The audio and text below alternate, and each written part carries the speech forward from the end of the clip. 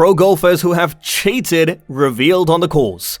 Golf is a sport that showcases great tournaments as well as memorable performances. But as they say, nothing in this world is perfect, and even the best golfers in the world will eventually fall victims to mishaps. Today we will be featuring the worst cheaters in golfing history. Curious to know more? Stay tuned to find out all the details. It is a rare occasion to see professional golfers blatantly cheating. But when these professional golfers do so, you can bet it will be controversial. Let's say that Patrick Reed is one of those controversial professional golfers. His face is deceiving. He got the beginning of a baby that is so innocent and would never cheat on any golf course. Well, as they say, do not judge the book by its cover. Watch this video now as we give the spotlight to the worst cheaters in golfing history.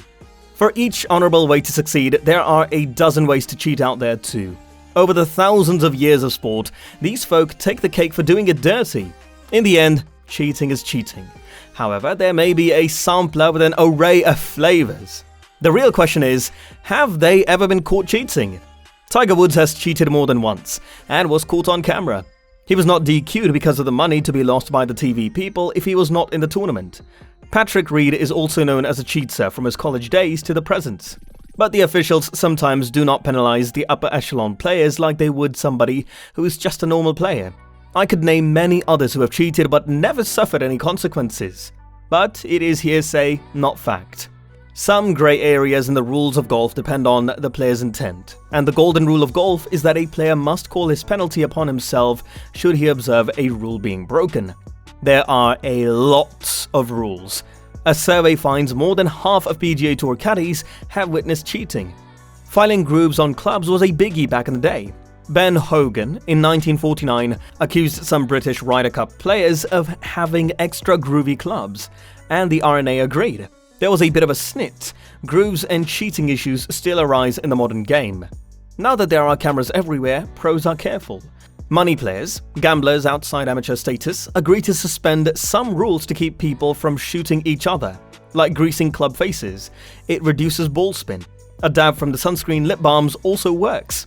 If you're playing with someone who is cleaning their club faces with a towel like tour caddies do, maybe the most famous case of a tour pro was Bob Toski, who admitted to cheating the way a lot amateurs do, setting his ball a bit left or right of his ball marker to improve his line to the hole. Golf. Arnold Palmer was a cheat. There's an old story about Vijay Singh fudging on a scorecard when he was young to cut. There was some racist BS going on in the tournament officiating. Vijay had to take a suspension from the Asian Tour for a while. The PGA Tour does a fair job of keeping many things in-house and under wraps out of the public eye. But occasionally some obvious stuff happens on TV. Golf rules have a different tone.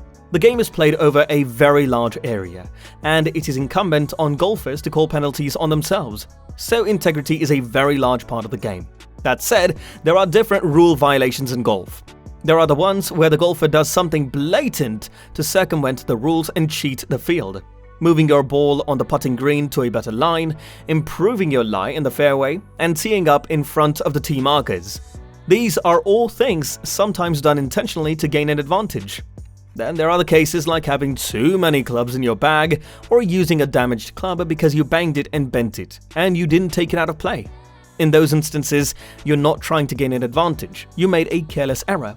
That is why sometimes I wish golf rules were more well-defined to penalize intent over the accident. Patrick Reed cheater. Patrick Reed is a cheater. There is entirely too much evidence to support that.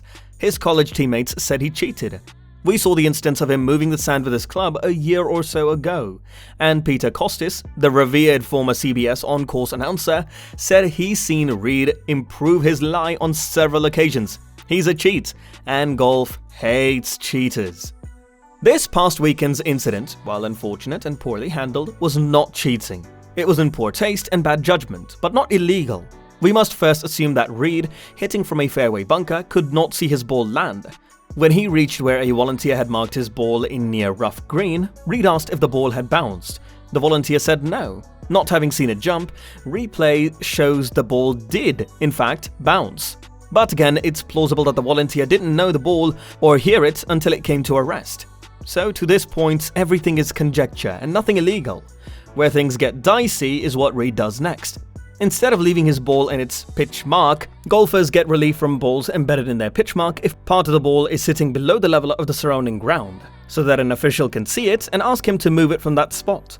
Reed marks his ball, allegedly, and picks it up and carries it, then calls an official. Now, with any other golfer, we'd not likely question this, but Reed is a cheater, so it came into question. Did he mark his ball exactly where it was? Did he walk up and find a pitch marker near his ball and mark that so that he could drop it in a better spot? It is highly suspect to touch anything without the presence of a rules official. It is a problem I have with Reed's methodology. Assuming it was his ball that made the pitch mark, there was a pitch mark. The official saw it and felt it, so it was real.